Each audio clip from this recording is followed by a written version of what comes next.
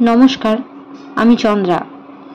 আমার এই গল্প পাঠে মো চ্যানেলটি যদি আপনাদের ভালো লেগে থাকে তাহলে অবশ্যই লাইক, শেয়ার ও সাবস্ক্রাইব করে পাশে থাকবেন এবং আপনাদের মূল্যবান মতামত কমেন্টের মাধ্যমে আমাকে অবশ্যই জানাবেন। আজকে পাঠ করছি শ্রী বিভূতিভূষণ বন্দ্যোপাধ্যায়ের অপরাজিত। শুরু করছি। দিন কতক পর মায়ের একটা চিঠি আসিল। হঠাৎ পিছলাইয়া পড়িয়া সর্বজয়ের পায়ে বড় লাগিয়াছে, পয়সার কষ্ট যাইতেছে। মায়ের অভাবের খবর পাইলে অপু বড় ব্যস্ত হইয়া ওঠে। মায়ের নানা কাল্পনিক দুঃখের চিন্তায় তাহার মনকে অস্থির করিয়া তোলে। হয়তো আজ পয়সার অভাবে মায়ের খাওয়া হইল না, হয়তো কেহ দেখিতেছে না মা আজ দুদিন উপবাস করিয়া আছে। এইসব নানা ভাবনা আসিয়া জোটে। নিজের আলু ভাতে ভাতও যেন গলা দিয়া নামিতে চায় না। এদিকে আর এক গোলমাল। কারখানার ম্যানেজার ইতিপূর্বে তাহাকে বার দুই ডাকাইয়া বলিয়াছেন, উপরে সে যে ঘরে আছে তার সমস্তটাই ঔষধের গুদাম করা হইবে। সে যেন অন্যত্র বাসা দেখিয়া লয়। বলিয়াছেন আজ মাস তিনেক আগে। তাহার পর আর কোনো উচ্চবাচ্য করেন নাই। অপুও থাকিবার স্থানের জন্য কোথায় কিভাবে কাহার কাছে গিয়া চেষ্টা করিবে বুঝিতে না পারিয়া একরূপ নিশ্চেষ্টই ছিল এবং নিশ্চিন্তভাবে দিন যাইতেছে দেখিয়া ভাবিতেছিল, ও কথা হয়তো আর উঠিবে না। কিন্তু এইবার যেন সময় পাইয়াই ম্যানেজার বেশি পীড়াপিড়ি আরম্ভ করিলেন। হাতের পয়সা ফুরাইয়া আসিবার সঙ্গে সঙ্গে অপু এত সাধ করিয়া কেনা শখের আসবাবগুলি বেচিতে আরম্ভ করিল। প্রথমে গেল প্লেটগুলি, তাও কেহই কিনিতে চায় না। অবশেষে 14 আনায় এক পুরানো দোকানদারের কাছে বেচিয়া দিল। সেই দোকানদারই ফুলদানিটা 8 আনায় কিনিল। দুখানা ছবি 10 আনায়।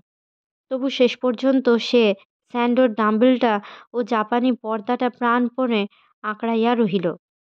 সে শীঘ্রই আবিষ্কার করিল ছাতু জিনিসটার অসীম গুণ, সস্তার দিক হইতেও বটে, অল্প খরচে পেট ভরাইবার দিক হইতেও বটে। আগে আগে চৈত্র বৈশাখ মাসে তাহার মা নতুন জবের ছাতু কুটিয়া তাহাদের খাইতে দিতেন। তখন ছাতু ছিল বৎসরের মধ্যে একবার পাল পার্বণে শখ করিয়া খাইবার জিনিস। তাহাই এখন হইয়া পড়িল প্রাণধারণের প্রধান অবলম্বন। আগে একটু আধটু গুড়ে তাহার ছাতু খাওয়া হইত না। গুড় আরও বেশি করিয়া দিবার জন্য মাকে কত বিরক্ত করিয়াছে। এখন খরচ বাঁচাইবার জন্য শুধু নুন ও দেওয়ারি বহু নিকট হইতে কাঁচা লঙ্কা আনাইয়া তাই দিয়া খায়। অভ্যাস নাই, খাইতে ভালো লাগে না। কিন্তু ছাতু খুব সুস্বাদু না হোক তাহাও বিনা পয়সায় পাওয়া যায় না। অপু বুঝিতেছিল টানাটানি করিয়া আর বড় জোর দিন দশেক, তারপর কুলকিনারাহীন অজানা মহাসমুদ্র। তখন কি উপায়? সে রোজ সকালে উঠিয়া নিকটবর্তী এক লাইব্রেরিতে গিয়া দৈনিক ইংরাজি বাংলা কাগজে ছেলে পড়ানোর বিজ্ঞাপন খুঁজিয়া দেখে। গ্যাস পোস্টের গায়েও অনেক সময় এই ধরনের বিজ্ঞাপন মারা থাকে। চলিতে চলিতে গ্যাস পোস্টের বিজ্ঞাপন দেখিয়া বেড়ানো তাহার একটা বাতিক হইয়া দাঁড়াইল। প্রায় বাড়ি ভাড়ার বিজ্ঞাপন, আলো ও হাওয়াযুক্ত ভদ্র পরিবারের থাকিবার উপযোগী 2খানি কামরা ও রান্নাঘর, ভাড়া নামমাত্র। যদি বা কালে ভদ্রে এক আধটা ছেলে পড়ানোর বিজ্ঞাপন পাওয়া যায়, তার ঠিকানাটি আগে কেহ ছিঁড়িয়া দিয়াছে। কাপড় ময়লা হইয়া আসিল বেজায়, সাবানের অভাবে কাচিতে পারিল না। দেওয়ারের স্ত্রী একদিন সোডা সাবান দিয়া নিজেদের কাপড় সিদ্ধ করিতে বসিয়াছে। অপু নিজের ময়লা শার্ট ও ধুতিখানা লইয়া গিয়া বলিল, বহু, তোমার সাবানের বোল একটু দেবে? আমি এ দুটোই মাখিয়ে রেখে দিই, তারপর ওবেলা কলেজ থেকে এসে কলে জল এনে কেচে নেব, দেবে? তেওয়ারি বধূ বলিল, দে দিজিয়ে না বাবুজি, হাম হাঁড়ি মে ডাল দেগা। অপু ভাবে, আহা, বহু কি ভালো লোক, যদি কখনো পয়সা হয় ওর উপকার করব। একবার তাহার মনে হয় যদি কিছু না জোটে তবে এবার হয়তো কলেজ ছাড়িয়া দিয়া মনসপতা ফিরিতে হইবে। কিন্তু সেখানেও আর চলিবার কোনো উপায় নাই। তেলি ও কুণ্ডুরা পূজার জন্য অন্য স্থান হইতে পূজারী বামুন আনাইয়া জায়গা জমি দিয়া বাস করাইয়াছে। আজ কয়েকদিন হইল মায়ের পত্রে সে খবর জানিয়াছে। এখন তাহার মাকেও আর তেলিরা সাহায্য করে না, দেখে শোনে না। মায়ের একাই চলে না, তার মধ্যে সে আবার কোথায় গিয়া জুটিবে? তাহা ছাড়া পড়াশোনা ছাড়া অসম্ভব। সে নিজে বেশ বুঝিতে পারে এই 1 বৎসরে তাহার মনের প্রসারতা এত বাড়িয়া গিয়াছে, এমন একটা নতুনভাবে সেই জগৎটাকে জীবনটাকে দেখিতে আরম্ভ করিয়াছে, যা কিনা 10 বৎসর মনসপতা কি দেওয়ানপুরে পড়িয়া হাবুডুবু খাইলেও অসম্ভব হইয়া উঠিত। সে এটুকু বেশ বোঝে, কলেজে পড়িয়া ইহা হয় নাই, কোনো প্রফেসরের বক্তৃতাতেও না। যাহা কিছু হইয়াছে এই বড় আলমারি ভরা লাইব্রেরিটার জন্য। সে তাহার কাছে কৃতজ্ঞ। যতক্ষণ সেই লাইব্রেরিতে থাকে ততক্ষণ তাহার খাওয়া দাওয়ার কথা তত মনে থাকে না। এই সময়টা এক একটা খেয়ালের ঘোরে কাটে। খেয়াল মতো এক একটা বিষয়ে প্রশ্ন জাগে মনে। তাহার উত্তর খুঁজিতে গিয়া বিকারের রোগীর মতো অদম্য পিপাসায় সে সম্বন্ধে যত বই পাওয়া যায় হাতের কাছে পড়িতে চেষ্টা করে। কখনো খেয়াল নক্ষত্র জগৎ, কখনো প্রাচীন গ্রিস ও রোমের জীবনযাত্রা প্রণালীর সহিত একটা নিবিড় পরিচয়ের ইচ্ছা, কখনো কিটস, কখনো ইংল্যান্ড, হল্যান্ড, রোজার নেপোলিয়ন। কোনো খেয়াল থাকে ওর 2 দিন, কোনোটা আবার 1 মাস। তার কল্পনা সবসময়ই বড় একটা কিছুকে আশ্রয় করিয়া পুষ্টিলাভ করিতে চায়। বড় ছবি, জাতির উত্থান পতনের কাহিনী, চাঁদের দেশের পাহাড় শ্রেণী, বর্তমান মহাযুদ্ধ, কোনো বড় লোকের জীবনী। কারখানার ম্যানেজার আর একদিন তাগিদ দিলেন। খুব সুখের বাসা ছিল না বটে, কিন্তু এখন সে যায় কোথায়? হাতে কিছু না থাকায় সে এবার পর্দাটা একদিন বেচিতে লইয়া গেল। এটা তাহার বড় শখের জিনিস ছিল। পর্দাটাতে একটা জাপানি ছবি আঁকা, ফুলে ভরা চেরি গাছ, একটু জলরেখা, মাঝ জলে বড় বড় ভিক্টোরিয়া রিজিয়া ফুটিয়া আছে। ওপারে ঢেউ খেলানো কাঠের ছাদওয়ালা একটা দেব মন্দির। দূরে ফুজিশানের তুষারাবৃত শিখর একটু একটু নজরে পড়ে। এই ছবিখানার জন্যই সে পর্দাটা কিনিয়াছিল। এই জন্যই এতদিন হাতছাড়া করিতে পারে নাই। কিন্তু উপায় কি? 3.5 টাকা দিয়া কেনা ছিল। বহু দোকান ঘুরিয়া তাহার দাম হইল 1 টাকা 3 আনা। পর্দা বেচিয়া অনেক দিন পর সে ভাত রাঁধিবার ব্যবস্থা করিল। ছাতু খাইয়া খাইয়া অরুচি ধরিয়া গিয়াছে। বাজার হইতে 1 পয়সার কলমি শাকও কিনিয়া আনিল। মনে পড়িল সে কলমি শাক ভাজা খাইতে ভালোবাসিত বলিয়া ছেলেবেলায় দিদি যখন তখন গড়ের পুকুর হইতে কত কলমি তুলিয়া আনিত। দিন 7 পর্দা বেচা পয়সায় চলিল, মন্দ নয়। তারপরই যে কে সেই, তার পর্দা নাই, কিছুই নাই, একেবারে কানাকড়িটা হাতে নেই। কলেজ যাইতে হইল না খাইয়া। বৈকালে কলেজ হইতে বাহির হইয়া সত্যই মাথা ঘুরিতে লাগিল। আর সেই মাথা ঝিমঝিম করা, পা নড়িতে না যাওয়া। মুশকিল এই যে ক্লাসে মিথ্যা গর্ব ও বাহাদুরির ফলে সকলেই জানে সে অবস্থাপন্ন ঘরের ছেলে। কাহারও কাছে বলিবার মুখও তো নাই। 2-1 জন যাহারা জানে, যেমন জানকী, তাহাদের নিজেদের অবস্থাও তথৈবচ। সারাদিন না খাইয়া সন্ধ্যার সময় বাসায় আসিয়াই শুইয়া পড়িল। রাত 8টার পরে আর না থাকিতে পারিয়া তেওয়ারি বধূকে গিয়া জিজ্ঞাসা করিল, ছোলা কি অড়হরের ডাল আছে বহু? আজ আর খিদে নেই তেমন, রাঁধব না আর, ভিজিয়ে খেতাম। সকালে উঠিয়াই প্রথমে তাহার মনে আসিল যে আজ সে একেবারে কপর্দক শূন্য। আজও কালকার মতো না খাইয়া কলেজে যাইতে হইবে। কতদিন এভাবে চালাইবে সে? না খাইয়া থাকার কষ্ট ভয়ানক। কাল লজিকের ঘণ্টার শেষে সেটা সে ভালো করিয়া বুঝিয়াছিল।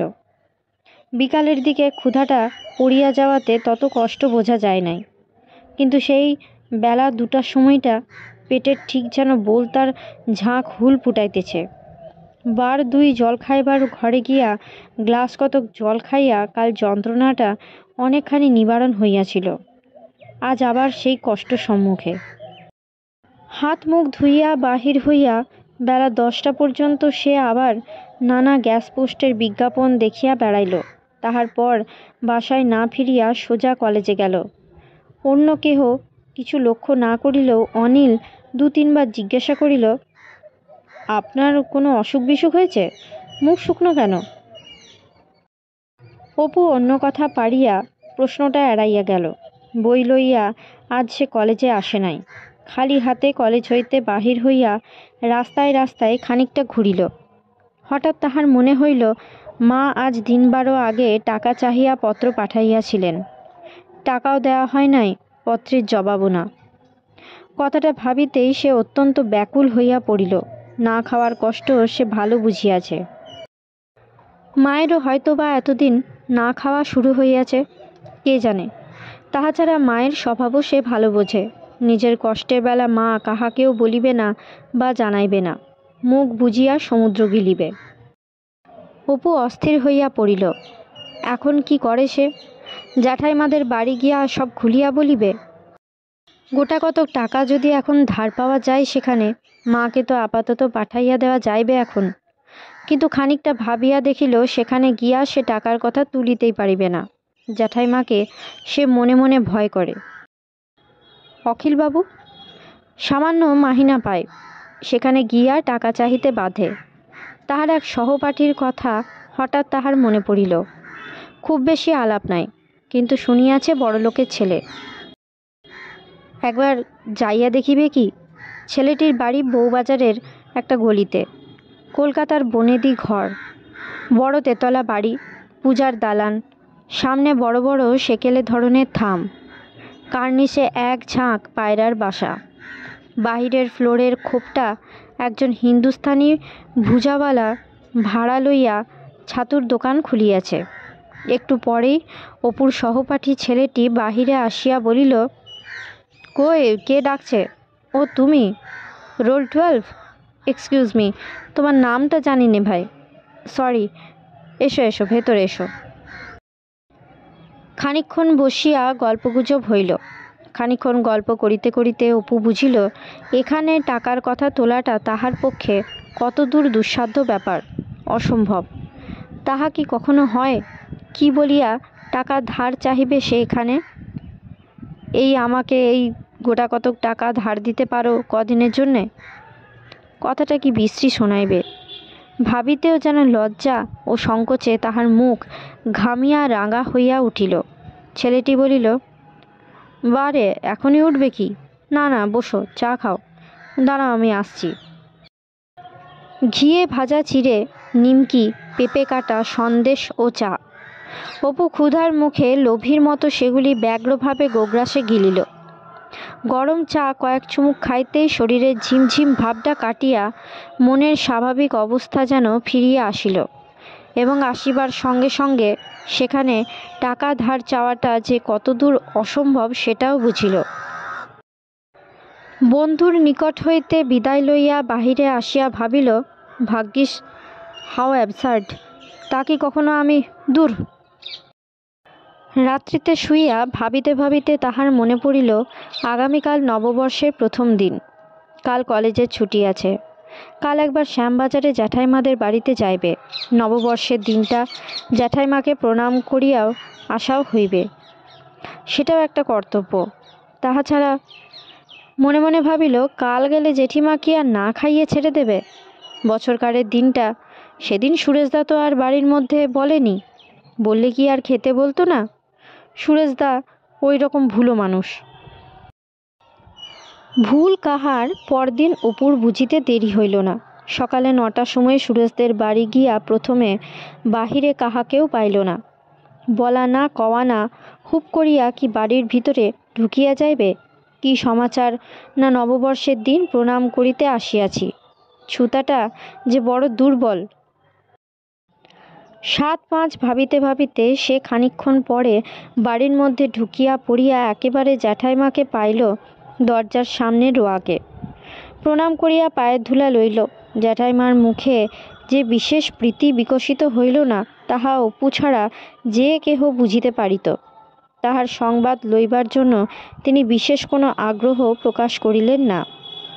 সেই নিজের সংকোচ ঢাকিবার জন্য অতসিধি কবে শ্বশুরবাড়ি গিয়াছে, সুনীল বুঝি কোথায় বাহির হইয়াছে প্রভৃতি ধরনের মামুলি প্রশ্ন করিয়া যাইতে লাগিল। তারপর জ্যাঠাইমা কোথায় চলিয়া গেলেন। কেহ বাড়ি নেই। সে দালানের একটি বেঞ্চিতে বসিয়া একখানা এস রায়ের ক্যাটালগ নাড়িয়া চাড়িয়া দেখিবার ভান করিল। বইখানার মধ্যে একখানা বিবাহের প্রীতি উপহার হাতে লইয়া বিস্ময়ের সহিত দেখিল সেখানা সুরেশের বিবাহের। সে দুঃখিতও হইল, আশ্চর্যও হইল। মাত্র মাসখানেক আগে বিবাহ হইয়াছে। সুরেশদা তাহার ঠিকানা জানে, সবই জানে, অথচ কি জ্যাঠাইমা কি সুরেশদা কেহই তাহাকে জানায় নাই। ন যজ ন তস্তৌ অবস্থায় বেলা 10:30 পর্যন্ত বসিয়া থাকিয়া সে জ্যাঠাইমার কাছে বিদায় লইয়া চলিয়া আসিল। জ্যাঠাইমা নির্লিপ্ত অন্যমনস্ক সুরে বলিল, আচ্ছা তা এসো, থাক থাক, আচ্ছা। ফুটপাতে নামিয়া সে হাঁপ ছাড়িয়া বাঁচিল। মনে মনে ভাবিল, সুরেশদার বিয়ে হয়ে গিয়েছে ফাল্গুন মাসে, একবার বললেও না, অথচ আমাদের আপনার লোক, আজ দেখো না নববর্ষের দিনটা খেতেও বললে না। খানিক দূরে আসিতে আসিতে তাহার কেমন হাসিও পাইল। আচ্ছা যদি বলতাম, জেঠিমা আমি এবেলা খাবো, তাহলে তাহলে কি হতো? বাসার কাছে পথে সুন্দর ঠাকুর হোটেলওয়ালার সঙ্গে দেখা। দুবার নাকি সে অপুর বাসায় গিয়াছে, দেখা পায় নাই। আজ 1 বৈশাখ, হোটেলের নতুন খাতা, টাকা দেওয়া চাই। সুন্দর ঠাকুর চিৎকারের সুরে বলিল, ভাতের তো 1 পয়সাও দিলে না, আবার লুচি খেলে বাবু 9 দিন, 7 আনা হিসাবে 7 নং 63 আনা, 3 টাকা 15 আনা, আজ 3 মাস গড়াচ্ছ, আজ খাতা মহরত, না দিলে হবেই না বলে দিচ্ছি। অপুর দোষ। লোভে পড়িয়া সে কোথা হইতে শোধ দিবে না ভাবিয়াই ধারে 8-9 দিন লুচি খাইয়াছিল। সুন্দর ঠাকুরের চড়া চড়া কথায় পথে লোক জুটিয়া গেল। পথে দাঁড়াইয়া অপদস্থ হওয়ার ভয়ে সে কোথা হইতে দিবে বিন্দু বিসর্গ না ভাবিয়াই বলিল, বৈকালে নিশ্চয়ই সব শোধ করিয়া দিব। বৈকালে একটা বিজ্ঞাপনে দেখিল কোন স্কুলে একজন ম্যাট্রিকুলেশন পাশ করা শিক্ষক দরকার। টাটকা মারিয়া দিয়া গিয়াছে, এখনও কেহ ছেনে নাই। খুঁজিয়া তখনই বাহির করিল মেছুয়া বাজারের একটা গলির মধ্যে কাহাদের ভাড়া বাড়ির বাহিরের ঘরে স্কুলে আপার প্রাইমারি পাঠশালা। জনকতক বৃদ্ধ বসিয়া দাবা খেলিতেছেন। একজন তাহার মধ্যে নাকি স্কুলের হেডমাস্টার, অঙ্কের শিক্ষক, 10 টাকা মাহিনা ইত্যাদি। বাজার যা তাতে ইহাই যথেষ্ট। অপুর মন বেজায় দমিয়া গেল। এই অন্ধকার স্কুলঘরটা, দারিদ্র, এই ত্রিকালোত্তীর্ণ বৃদ্ধগণের মুখের একটা বুদ্ধিহীন সন্তোষের ভাব ও মনের স্থবিরত্ব ইহাদের সাহচর্য হইতে তাহাকে দূরে হটাইয়া লইতে চাহিল। যাহা জীবনের বিরোধী, আনন্দের বিরোধী, সর্বোপরি তাহার অস্থি মজ্জাগত যে রোমাঞ্চের তৃষ্ণা, তাহার বিরোধী, অপু সেখানে এক দণ্ড তিষ্ঠিতে পারে না। ইহারা বৃদ্ধ বলিয়া যে এমন ভাব হইল অপুর, তাহা নহে। ইহাদের অপেক্ষাও বৃদ্ধ ছিলেন শৈশবের সঙ্গী নরোত্তম দাস বাবাজি। কিন্তু সেখানে সদা সর্বদা একটা মুক্তির হাওয়া বহিত। কাশীর কথক ঠাকুরকেও এই জন্যই ভালো লাগিয়াছিল। অসহায় দরিদ্র বৃদ্ধ একটা আশাভরা আনন্দের বাণী বহন করিয়া আনিয়াছিলেন তাহার মনে। সেদিন জিনিসপত্র বাঁধিয়া হাসি মুখে নতুন সংসার বাঁধিবার উৎসাহে রাজঘাটের স্টেশনের ট্রেনে চড়িয়া দেশে রওনা হইয়াছিলেন। স্কুল হইতে যখন সে বাহির হইল, বেলা প্রায় গিয়াছে। তাহার কেমন একটা ভয় হইল। এ ভয়টা এতদিন হয় নাই। না খাইয়া থাকিবার বাস্তবতা ইতিপূর্বে এভাবে কখনো নিজের জীবনে সে অনুভব করে নাই। বিশেষ করিয়া যখন এখানে খাইতে পাওয়া নির্ভর করিতেছে নিজের কিছু একটা খুঁজিয়া বাহির করিবার সাফল্যের উপরে, কিন্তু তাহার সকলের চেয়ে দুর্ভাবনার মায়ের জন্য। একটা পয়সা সে মাকে পাঠাইতে পারিল না। আজ এতদিন মা পত্র দিয়াছেন, কি করিয়া চলিতেছে মায়ের? কিন্তু এখানে তো কোনো কিছুই আশা দেখা যায় না। এত বড় কলিকাতা শহরে পাড়া গাঁয়ের ছেলে, সহায় নাই, চেনাশোনা নাই, সে কোথায় যাইবে, কি করিবে? পথে একটা মারোয়ারির বাড়িতে বোধহয় বিবাহ। সন্ধ্যার তখনও সামান্য বিলম্ব আছে, কিন্তু এরই মধ্যে সামনের লাল নীল ইলেকট্রিক আলোর মালা জ্বালাইয়া দিয়াছে। দু চারখানা মোটর ও ঝুড়ি গাড়ি আসিতে শুরু করিয়াছে। লুচি ভাজার মন মাতানো সুগন্ধে বাড়ির সামনেটা ভরপুর। হঠাৎ অপু দাঁড়াইয়া গেল, ভাবিল, যদি গিয়ে বলি আমি একজন পুয়ার স্টুডেন্ট, সারাদিন খাইনি, তবে খেতে দেবে না? ঠিক দেবে, এত বড় লোকের বাড়ি, এত লোক তো খাবে, বলতে দোষ কি? কেই বা চিনবে আমায় এখানে? কিন্তু শেষ পর্যন্ত পারিল না। সে বেশ বুঝিল, মনে 16 আনা ইচ্ছা থাকিলেও মুখ দিয়া এ কথা সে বলিতে পারিবে না কাহারও কাছে, লজ্জা করিবে। লজ্জা না করিলে সে যাইত। মুখচোরা হওয়ার অসুবিধা সে জীবনে পদে পদে দেখিয়া আসিতেছে। কলিকাতা ছাড়িয়া মনুষ্যপুতা ফিরিবে, কথাটা সে ভাবিতে পারে না। প্রত্যেক রক্তবিন্দু বিদ্রোহী হইয়া ওঠে। তাহার জীবন সন্ধানী মন তাহাকে বলিয়া দেয়, এখানে জীবন, আলো, পুষ্টি, প্রসারতা, সেখানে অন্ধকার, দৈন্য নিভিয়া যাওয়া। কিন্তু উপায় কই তাহার হাতে? সে তো চেষ্টা ত্রুটি করে নাই, সব দিকেই গোলমাল। কলেজের মাহিনা না দিলে, আপাতত পরীক্ষা দিতে দিলেও বেতন শোধ না করিলে প্রমোশন বন্ধ। থাকিবার স্থানের এই দশা।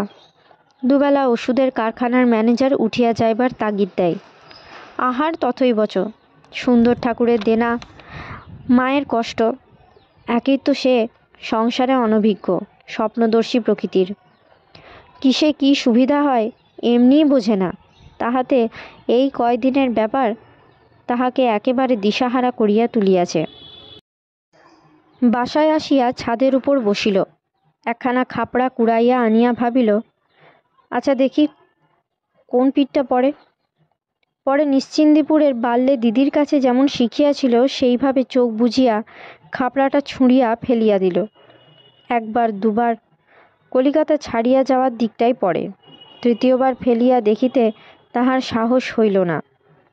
বাল্যকাল হইতে নিশ্চিন্দিপুরের বিশালাক্ষী দেবীর উপরে তাহার অসীম শ্রদ্ধা। করুণাময়ী দেবীর কথা কত সে শুনিয়াছে। সে তো তার গ্রামের ছেলে, কলিকাতায় কি তার শক্তি খাটে না?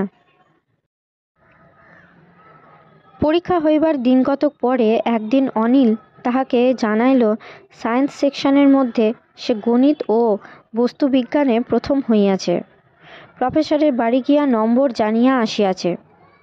অপু শুনিয়া আন্তরিক সুখী হইল। অনিলকে সে ভারী ভালোবাসে। সত্যিকার চরিত্রবান, বুদ্ধিমান ও উদারমতি ছাত্র।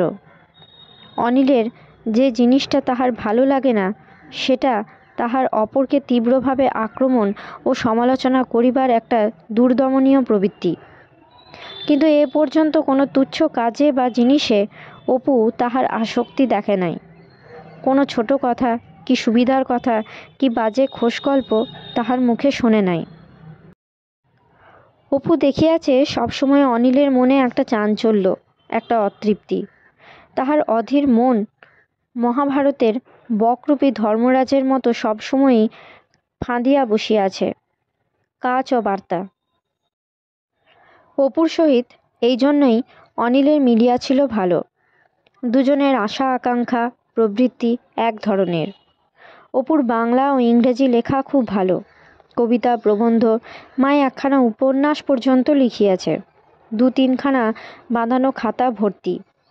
লেখা এমন কিছু নয়, গল্পগুলি ছেলে মানুষী ধরনের উচ্ছ্বাসে ভরা, কবিতা রবি ঠাকুরের নকল। উপন্যাসখানাতে জলদস্যুর দল, প্রেম, আত্মদান কিছুই বাদ যায় নাই। কিন্তু এইগুলি পড়িয়াই অনিল সম্প্রতি অপুর আরও ভক্ত হইয়া উঠিয়াছে। সপ্তাহের শেষে দুজনে বোটানিক্যাল গার্ডেনে বেড়াইতে গেল। একটা ঝিলের ধারের ঘন সবুজ লম্বা লম্বা ঘাসের মধ্যে বসিয়া অনিল বন্ধুকে একটা সুসংবাদ দিল। বাগানে আসিয়া গাছের ছায়ায় এইভাবে বসিয়া বলিবে বলিয়াই এতক্ষণ অপেক্ষা করেছিল। তাহার বাবার এক বন্ধু তাহাকে খুব ভালোবাসেন। বড় বোনের অভ্রের খনির তিনি ছিলেন একজন অংশীদার। তিনি গত পরীক্ষার ফলে অনিলের উপরে অত্যন্ত সন্তুষ্ট হইয়া নিজের খরচে বিদেশে পাঠাইতে চাহিতেছেন। আইএসসিটা পাস দিলেই সোজা বিলাত বা ফ্রান্স। কেমব্রিজে কি imperial college of science and টেকনোলজিতে পড়ব। রাদারফোর্ড আছেন, টমসন আছেন, ওদের সব দুবেলা দেখতে পাওয়া একটা পুণ্য। যুদ্ধ থামলে জার্মানিতে যাব, মস্ত জাত, বিরাট ভাইটালিটি, গয়টে, অস্টওয়াল্ডের দেশ, ওখানে কি আর না যাব? অনিল অপুর বিদেশে যাইবার টান জানে, বলিল, আপনাকে নিয়ে যাবার চেষ্টা করব, না হয় দুজনে আমেরিকায় চলে যাব। আমি সব ঠিক করব, দেখবেন। অনিলের প্রভাব যেমন অপুর জীবনে বিস্তার লাভ করিয়াছিল, সঙ্গে সঙ্গে অপুর চরিত্রের পবিত্রতা, মনের ছেলেমানুষি ভাবগ্রাহিতা, অনিলের কঠোর সমালোচনা ও অযথা আক্রমণ প্রবৃত্তিকে অনেকটা সংযত করিয়া তুলিতেছিল। দূরের পিপাসা অপুর আরও অনেক বেশি, অনেক উদ্দাম। কলিকাতার ধোঁয়া ভরা সংকীর্ণ ভ্যাপসা গন্ধ সিওয়ার্ড ডিচের ভিতর হইতে বাহির হইয়া হঠাৎ যেন একটা উদার প্রান্তর জ্যোৎস্নামাখা মুক্ত আকাশ, পাখিদের আনন্দ ভরা পক্ষ সঙ্গীতের একটা বনপ্রান্তের রহস্যের সাক্ষাৎ পাওয়া যায় অপুর কথার সুরে। জীবন পিপাসু নবীন চোখের দৃষ্টিতে অন্তত অনিলের তো মনে হয়। কোন পথে যাওয়া হইবে সে কথা উঠিল। অপু উৎসাহে অনিলের কাছে ঘেঁষিয়া বলিল, এসো একটা প্যাক্ট করি, দেখি হাত। এসো, আমরা কখনো কেরানিগিরি করব না, পয়সা পয়সা করব না কখনো, সামান্য জিনিসে ভুলব না কখনো, ব্যাস। পরে মাটিতে একটা ঘুষি মারিয়া বলিল, খুব বড় কাজ কিছু একটা করব জীবনে। অনিল সাধারণত অপুর মতো নিজের প্রশংসায় পঞ্চমুখ হইয়া ওঠে না, তবু আজ উৎসাহের মুখে অনেক কথা বলিয়া ফেলিল। বিলাতে পড়া শেষ করিয়া সে আমেরিকায় যাইবে, জাপান হইয়া দেশে ফিরিবে, বিদেশ হইতে ফিরিয়া সারা জীবন বৈজ্ঞানিক গবেষণা লইয়াই থাকিবে। অপু বলিল, যখন দেশে ছিলাম তখন আমার একখানা প্রাকৃতিক ভূগোল বলে ছেঁড়া পুরনো বই ছিল। তাতে লেখা ছিল এমন সব নক্ষত্র আছে যাদের আলো আজও এসে পৃথিবীতে পৌঁছায়নি। সেসব এত দূরে।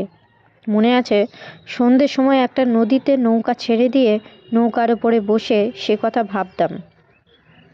ওপারে একটা কদম গাছ ছিল, তার মাথাতে একটা তারা উঠত সকলের আগে। তারাটার দিকে অবাক হয়ে চেয়ে চেয়ে দেখতাম, কি যে একটা ভাব হতো মনে, একটা মিস্ট্রি, একটা আপলিফট এর ভাব। ছেলে মানুষ তখন, সেসব বুঝতাম না। কিন্তু সেই থেকে যখনই মনে দুঃখ হয়েছে কি কোনো ছোট কাজে মন গিয়েছে, তখনই আকাশের নক্ষত্রদের দিকে চাইলেই আবার ছেলেবেলার সেই আপলিফটের কথা ভাবতাম। একটা জয়, বুঝলে, একটা অদ্ভুত। সে ভাই মুখে তোমাকে।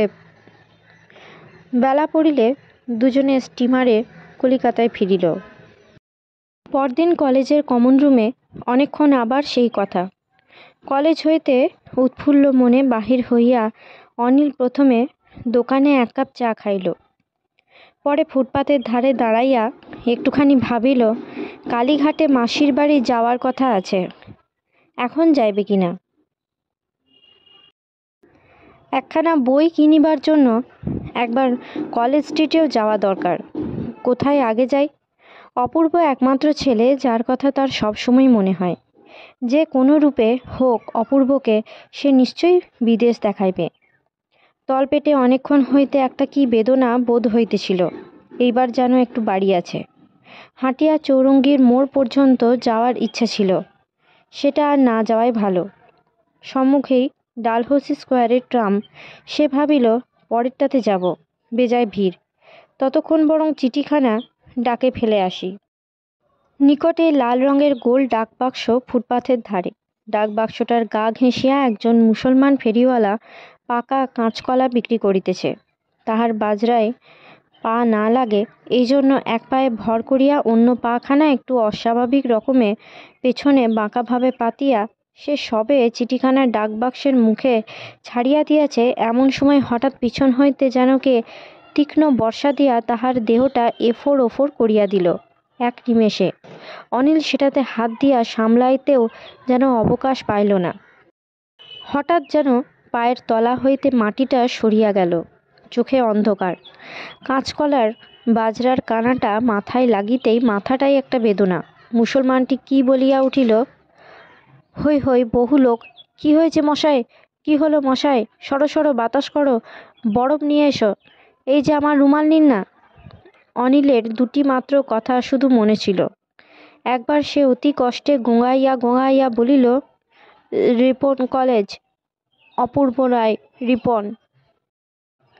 আর মনে ছিল সামনের একটা সাইনবোর্ড, গণেশচন্দ্র দা অ্যান্ড কোং, কার্বাইডের মশলা।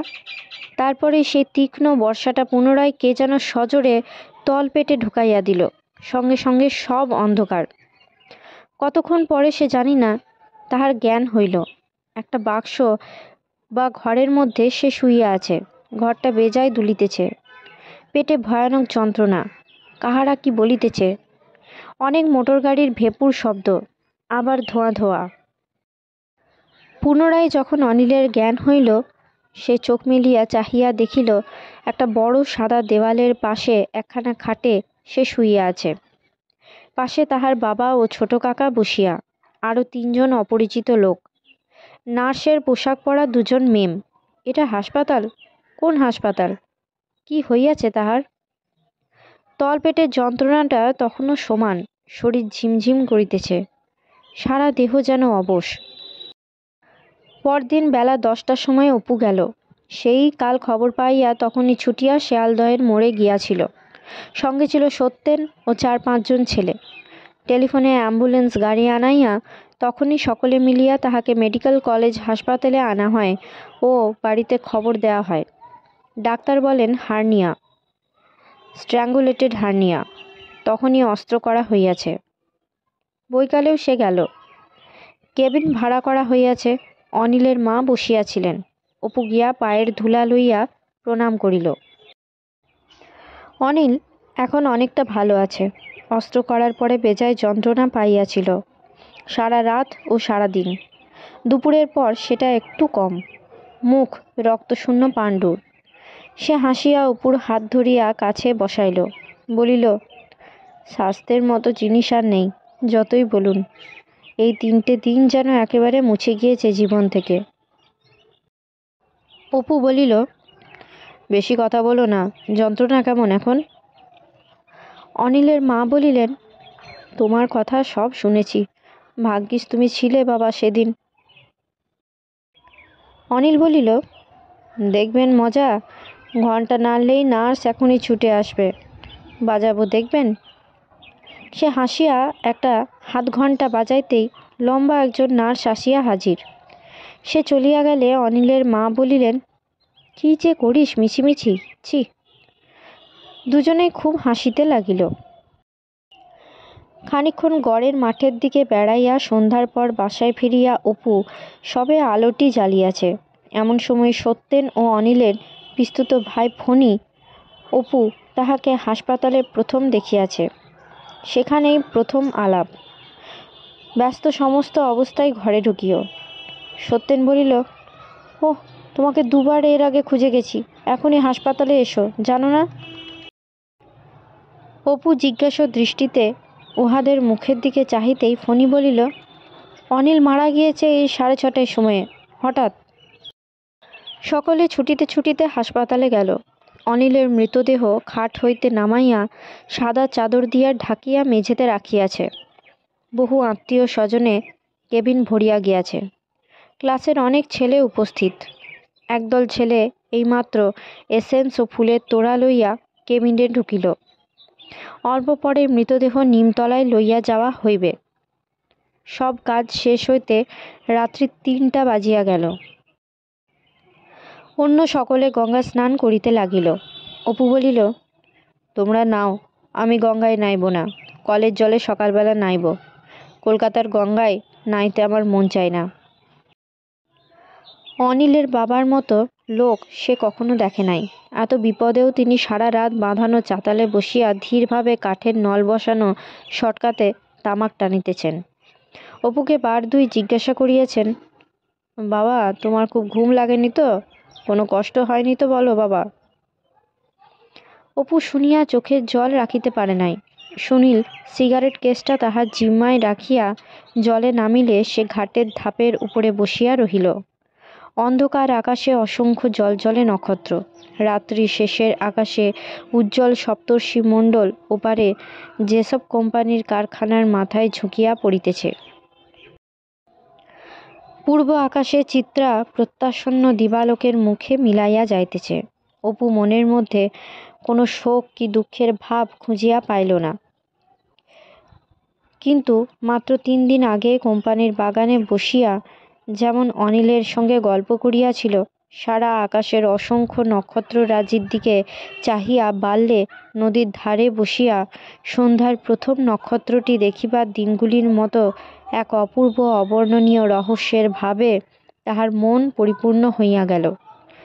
কেমন মনে হইতে লাগিল কি একটা অসীম রহস্য ও বিপুলতার আবেগে নির্বাক নক্ষত্র জগৎটা যেন মুহুর্মুহু স্পন্দিত হইতেছে।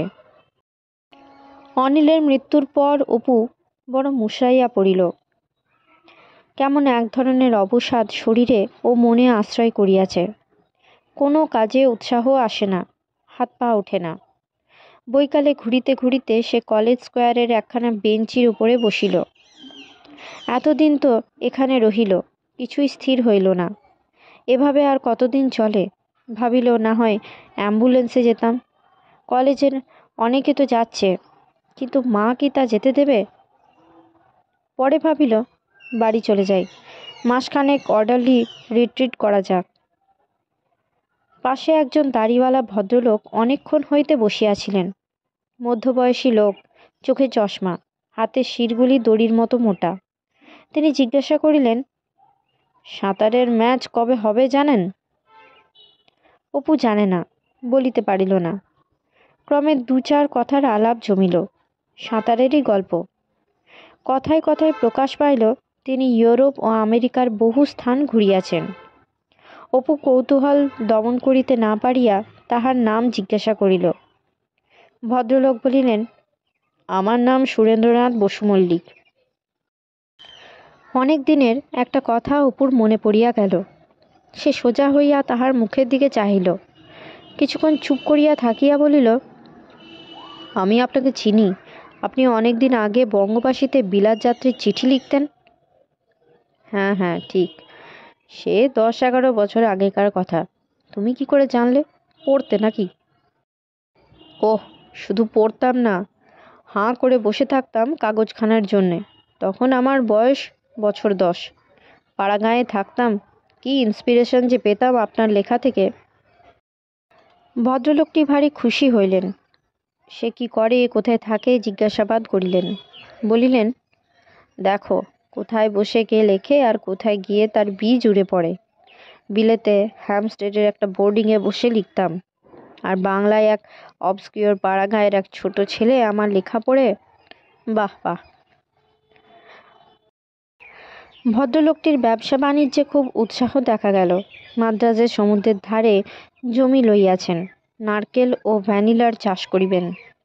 নিঃসম্বল 13 বৎসরের নিগ্র বালককে ইউরোপে আসিয়া নিজের উপার্জন নিজে করিতে দেখিয়াছেন।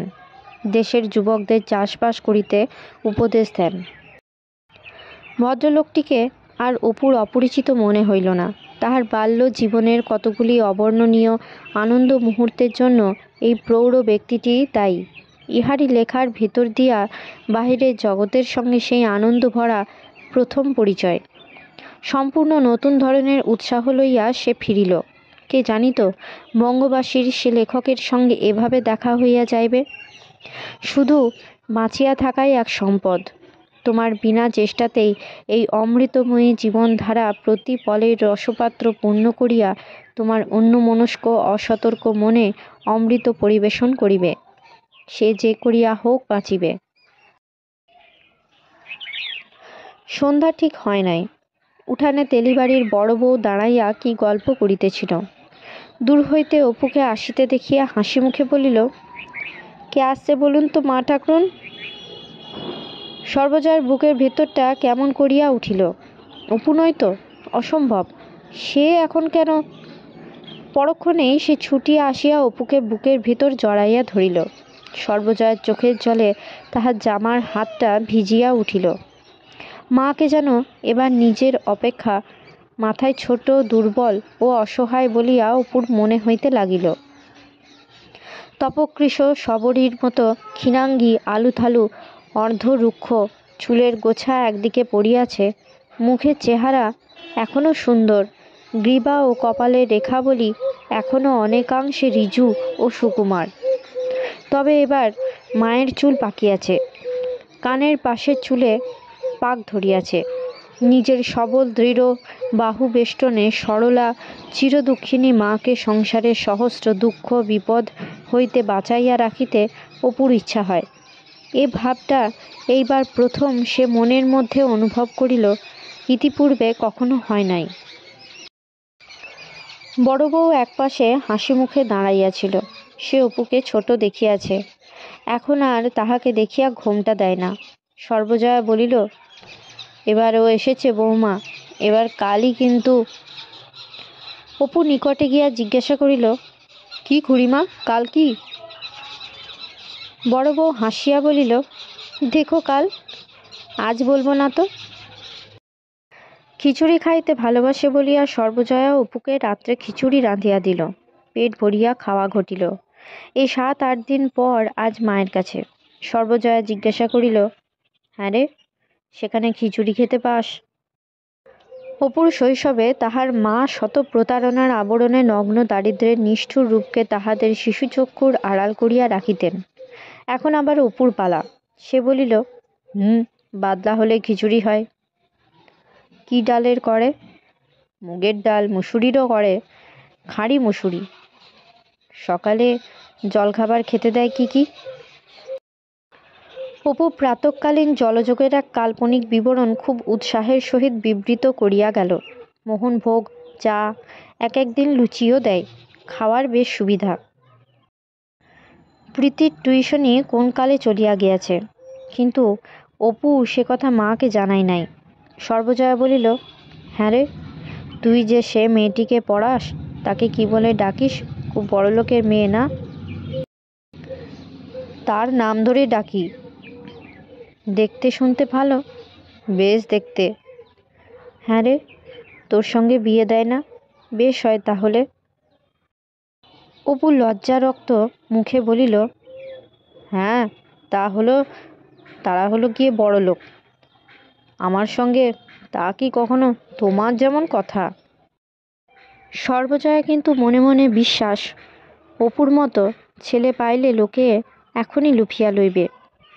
অপু ভাবে, তবুও তো মা আসল কথা কিছুই জানে না। প্রীতির টিউশনি থাকিলে কি আর না খাইয়া দিন যায় কলিকাতায়? অপু দেখিল, সে যে টাকা পাঠায় নাই, মা একটি বারও সে কথা উত্থাপন করিল না। শুধুই তাহার কলিকাতার অবস্থানের সুবিধা অসুবিধা সংক্রান্ত নানা আগ্রহ ভরা প্রশ্ন।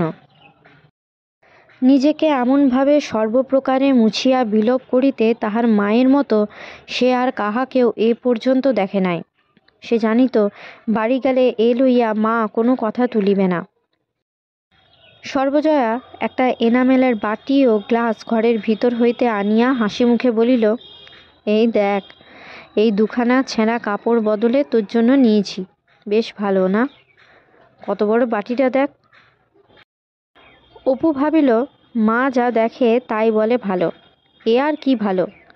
যদি আমার সেই পুরনো দোকানে কেনা প্লেটগুলো মা দেখত।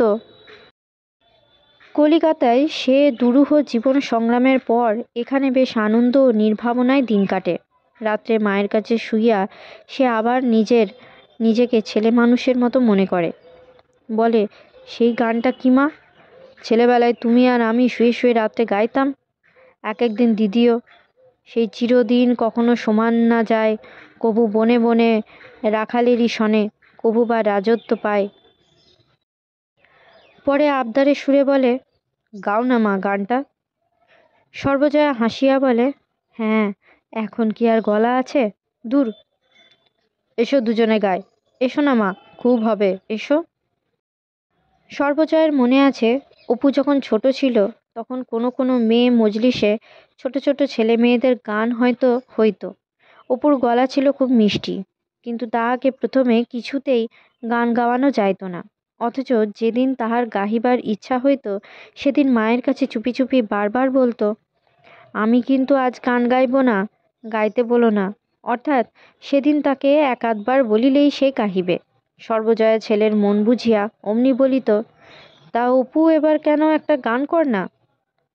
দু একবার লাজুক মুখে অস্বীকার করার পর অমনি অপু গান শুরু করিয়া দিত। সে অপু এখন একজন মানুষের মতো মানুষ। এত রূপ এ অঞ্চলের মধ্যে কে কবে দেখিয়াছে। একহারা চেহারা বটে, কিন্তু সবল দীর্ঘ শক্ত হাত পা। কি মাথার চুল, কি ডাগর চোখের নিষ্পাপ পবিত্র দৃষ্টি। রাঙা ঠোঁটের দুপাশে বাল্যের সে সুকুমার ভঙ্গি এখনো বিলুপ্ত হয় নাই, শুধু সর্বজয়াই তাহা ধরিতে পারে।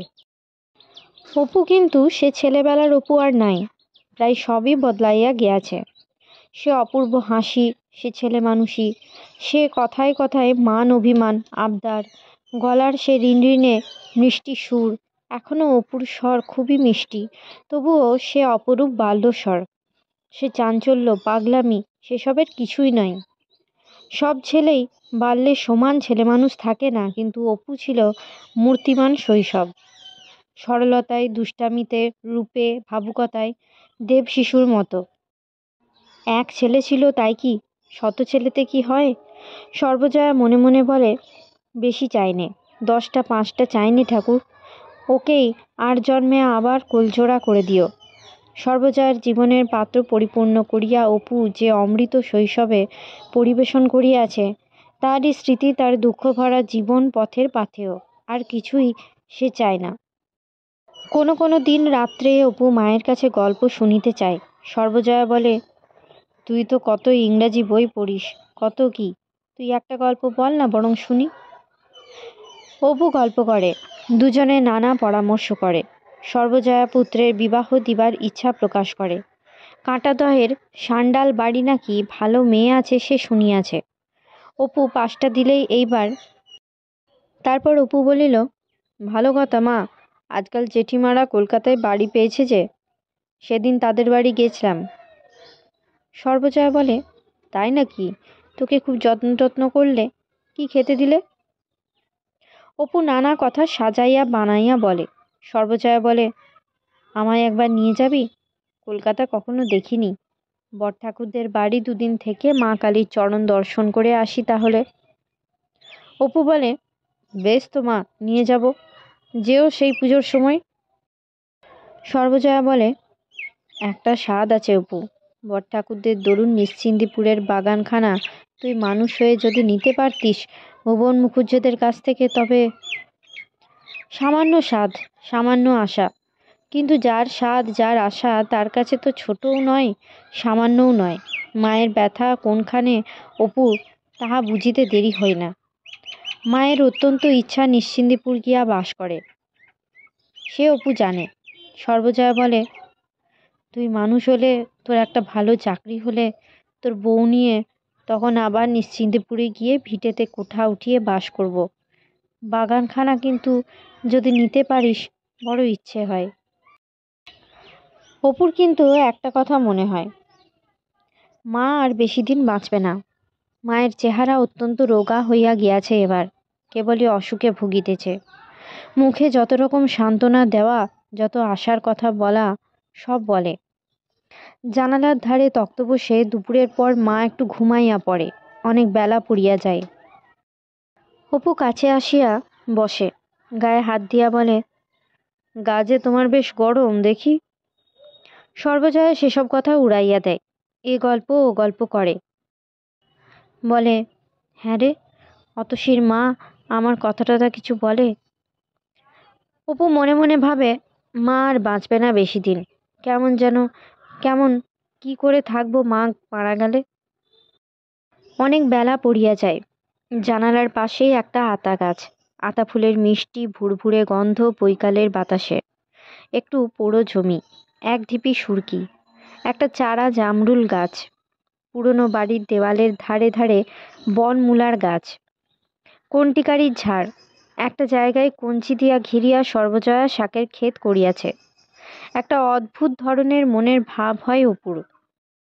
কেমন এক ধরনের গভীর বিষাদ। মায়ের এইসব ছোটোখাটো আশা, তুচ্ছ স্বাদ কত নিষ্ফল।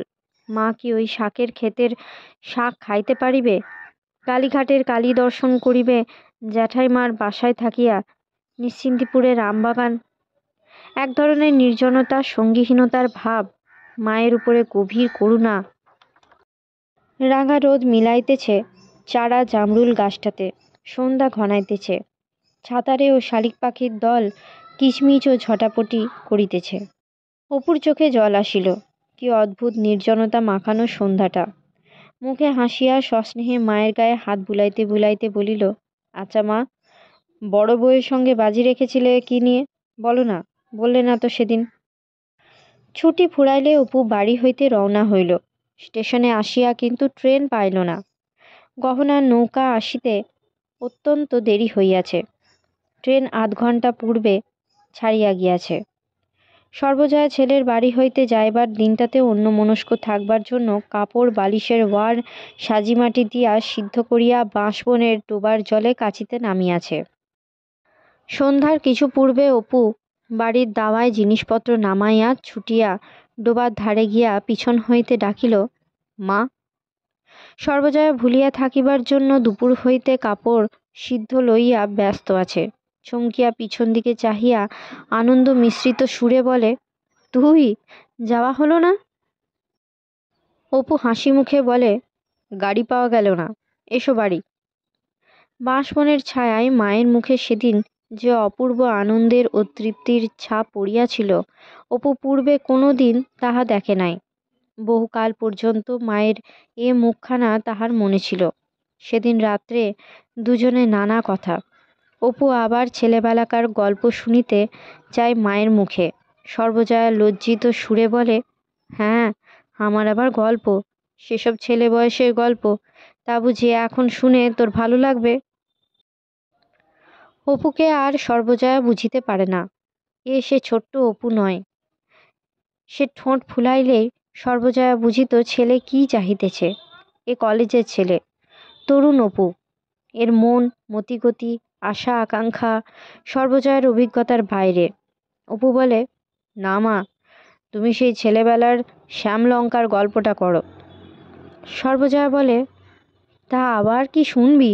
তুই বরং তোর বইয়ের একটা গল্প বল, কত ভালো গল্প তো পড়িস। পরদিন সে কলিকাতায় ফিরিল। কলেজ সেই দিনই প্রথম খুলিয়াছে। প্রমোশন পাওয়া ছেলেদের তালিকা বাহির হইয়াছে। নোটিশ বোর্ডের কাছে রথযাত্রার ভিড়। সে অধীর আগ্রহে ভিড় ঠেলিয়া নিজের নামটা আছে কিনা দেখিতে গেল। আছে।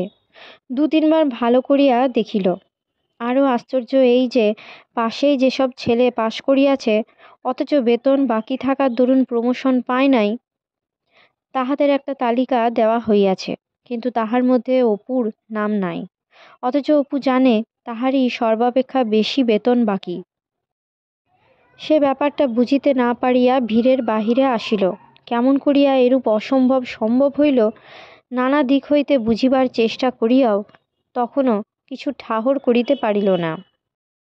2-3 দিন পরে তাহার এক সহপাঠী নিজের প্রমোশন বন্ধ হওয়ার কারণ জানিতে অফিস ঘরে কেরানির কাছে গেল। সেও গেল সঙ্গে। হেড ক্লার্ক বলিল, এ কি ছেলের হাতের মোয়া হে ছোকরা, কত রোল? পরে একখানা বাঁধানো খাতা খুলিয়া আঙুল দিয়া দেখাইয়া বলিল, এই দেখো রোল 10, লাল কালির মার্কা মারা রয়েছে। 2 মাসের মাইনে বাকি। মাইনে শোধ না দিলে প্রমোশন দেওয়া হবে না। প্রিন্সিপালের কাছে যাও, আমি আর কি করব।